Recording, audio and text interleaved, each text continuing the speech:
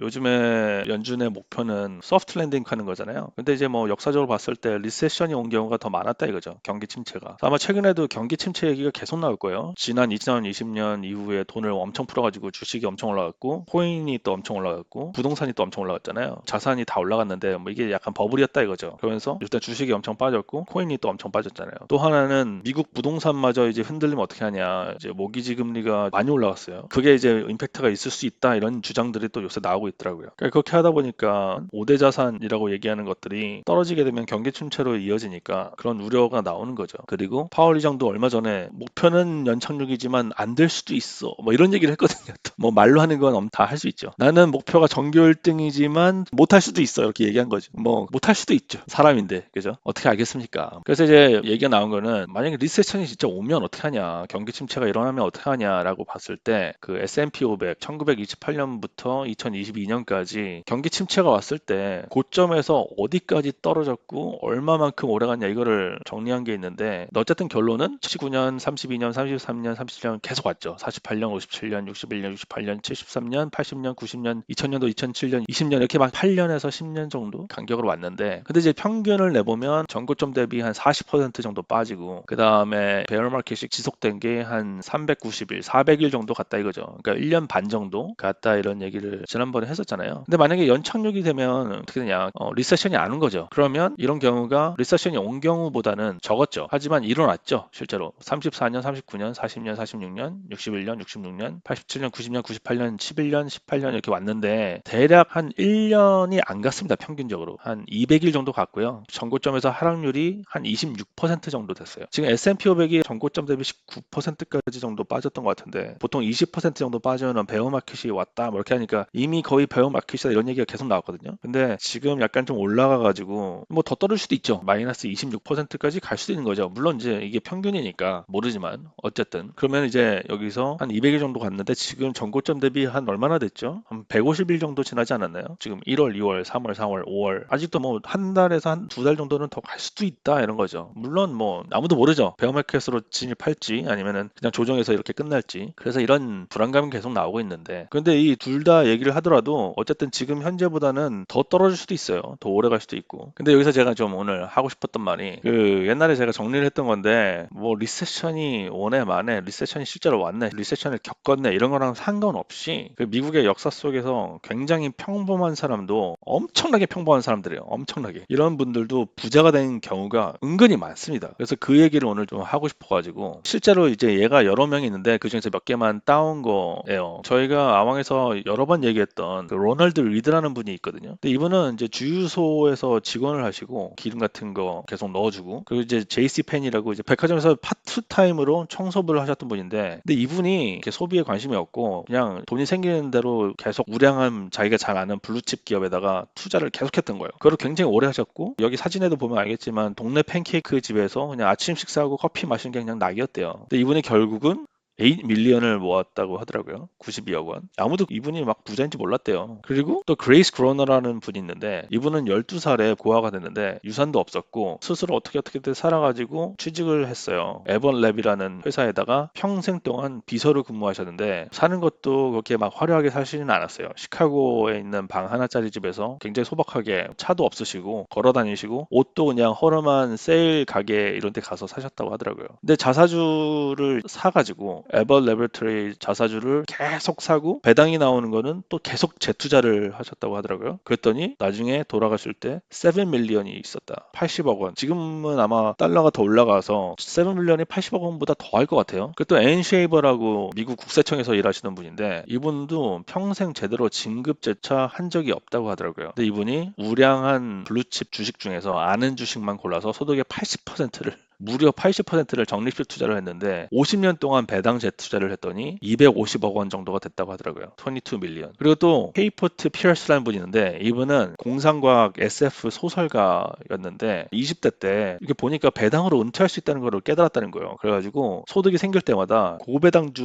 14개만 집중해서 계속 모아갔어요. 예를 들어서 뭐 알트리아 그 담배 회사 있잖아요. 이거를 10년간 11,000주를 모았다고 하더라고요. 그리고 배당을 받으면 그걸 또 그대로 주식을 다시 사는 걸로 해서 재투자를 한 거죠. 그랬더니 2018년에 연봉으로 배당으로 1억 6천만 원을 받고요. 140K를 받고 이제 목표는 2025년 연간 250K, 그러니까 2억 9천만 원 연봉을 목표로 하셨는데 지금 잘 하고 계실 것 같아요. 요즘 또 오히려 또 배당주가 또 주목을 받으니까 뭐 이런 경우가 있고, 그 다음에 또 캐슬린이랑 로버트 맥고원이라는 어떤 남매가 있었는데, 쌍둥이 남매가. 누나는 초등학교 교사로 35년 일하셨고 동생은 프루덴셜 보험 에이전트로 이제 평범하게 산 거죠. 근데 검소한 생활하면서 주식을 계속 모았더니 115억 원을 모았다고 하더라고요. 그리고 1960년대 70년대에도 장이 그때 굉장히 좋았는데 뭐 별로 뭐 쓸 데가 없어 그러면서 안 팔았다고 하더라고요. 자, 그 다음에 에그네스 플럼이라는 사람이 있는데, 이분은 어떻게 보면 평범하지 않은 사람일 수 있어요. 왜냐면 그 아빠가 평생 동안 모으셨던 켈로그 주식을 유산으로 남긴 거거든요. 근데 이분이 팔지 않고 유산으로 받은 켈로그 주식을 계속 배당 재투자했더니, 그러니까 2대에 걸쳐서 복리 마법이 일어났어요. 그랬더니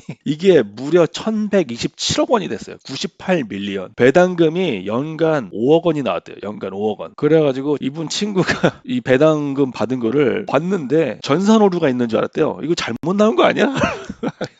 자, 근데 저는 개인적으로 이분이 진짜 인상적이었어요. 그러니까 이분은 커트 데즐맨이라는 분인데, 그냥 동네에서 노숙자처럼 모두가 가난하다고 생각하는 사람이고, 고등학교를 졸업을 못했나? 결혼도 못하고 그러던 분인데, 동네에 모든 쓰레기통을 뒤지면서 병이랑 캔을 모은 거예요. 근데 이제 이걸 모아가지고 동네 이제 도서관에 가서 계속 경제 신문을 읽고 서적을 읽었대요. 그래서 그거를 가지고 지식을 바탕으로 주식과 금에 투자를 했는데, 그냥 쓰레기 병이랑 캔 재활용을 모아가지고 16억 원을 모았다고 하더라고요.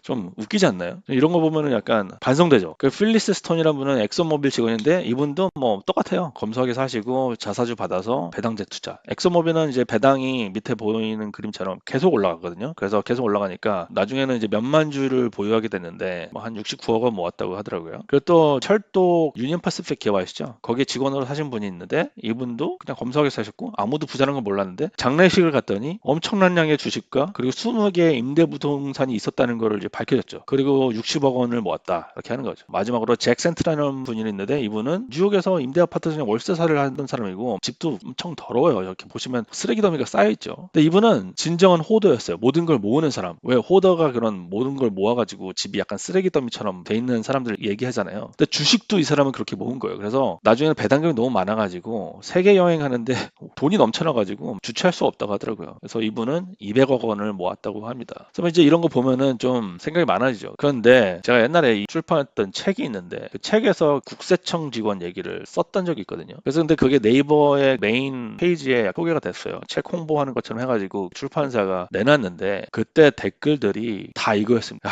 뭐 장난하냐? 막 엄청 욕을 하시더라고요. 그지같이 살면서 다 늙어서 부자 되면 무슨 소용이냐. 그런데 그게 맞는 말이죠. 어떻게 보면 맞는 말이에요. 왜냐면 지난주에 이제 우리 얘기했던 부의 추월 차선에서도 똑같은 얘기를 하는 거죠. 뭐 죽도록 일해가지고 돈 번 다음에 아끼고, 이거는 서행 차선을 달리고 있는 거다. 그러면서 젊어서 부자가 될 수 없는데 자기처럼 하라 이거죠. 근데 이제 그 여기서 중요한 거는, 그러니까 뭐 이분들처럼 살라는 게 아닙니다. 이런 케이스가 있다는 거잖아요. 중요한 거는, 이게 제가 모겐하우설의 돈의 심리학에서도 봤던 얘기인데, 그 다른 분야 같은 거를 생각해 보면 이렇게 평범한 사람들이 큰 부를 이루는 일이 별로 없습니다. 근로소득으로 따지면, 그러니까 뭐 심장 전문의, 변호사, 무슨 사 이렇게 해야지 소득이 높고 그런 거잖아요. 그런 걸 하려면은 고등교육도 받아야 되고 공부도 잘해야 되고 어떤 전문 지식을 가져야지 그렇게 고소득을 얻는 건데, 근데 희한하게도 이런 금융, 주식 뭐 이런 쪽에는 평범한 사람이 부자 되는 경우가 있다는 겁니다. 그게 포인트예요. 그리고 또 오히려 반대인 경우가 많아요. 여기 이제 나온 분이 아까 그로너 할머니랑 12살 때 고아가 되셔가지고 에버트 레버토리 자사주 매입을 계속 갔던 그 분이랑 반대로 이 리차드 휴스콘이라는 분, 이 얘기가 나오거든요. 그 책에서. 근데 이분이 메릴린치 부회장까지 했던 분이고 하버드 출신에 굉장히 엘리트예요. 그리고 크게 이쪽 분야에서 성공을 한 다음에 40대에 조기 은퇴를 했습니다. 근데 이분이 뭘 했냐면 562평짜리 주택이 2개가 있었고요.